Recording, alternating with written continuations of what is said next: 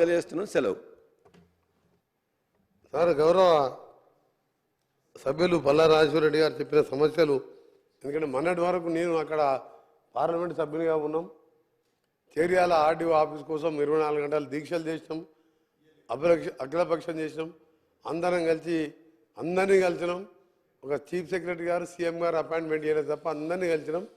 కానీ అది ఎట్లయినా తప్ప చేర్యాలంటే ఒక చరిత్ర ఉన్న ఏరియా, అది ఒక కాన్స్టిట్యున్సీ హెడ్ క్వార్టరే కాదు, పోరాటాలకు మారిపోయారు.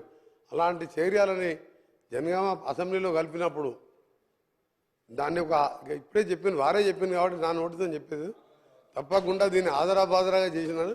ఆదరాబాదరా చేయకూడదు అధ్యక్ష. హుస్నాబాదు అధికారులు మీ కింద పనిచేస్తారు. అధికారులు మనం చెప్పినట్టు వింటారు. వాళ్ళు సొంతంగా నిర్ణయాన్ని తీసుకునేది లేదు. నేను తప్పకుండా గౌరవ ముఖ్యమంత్రి గారితో రెవెన్యూ డివిజన్ ఆఫీస్ గురించి మాట్లాడాను. దాని గురించి కూడా కొన్ని ఇంకా జడ్చర్ల ఎమ్మెల్యే గారు కూడా అడిగింది కాబట్టి అనిల్ రెడ్డి గారు, అది 2-3 పాలసీ నిర్ణయాలు తీసుకొని ఆర్డీఓ ఆఫీస్ తప్పకుండా ఏర్పాటు చేపిస్తాం.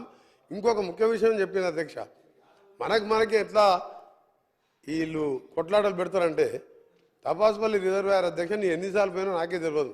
చాలా మంది రైతులను తీసుకొని పోయినా, అక్కడికి వెళ్ళి జనగామ కాన్స్టిట్యూన్సీ పారిన తర్వాతనే బయటికి పోవాలి.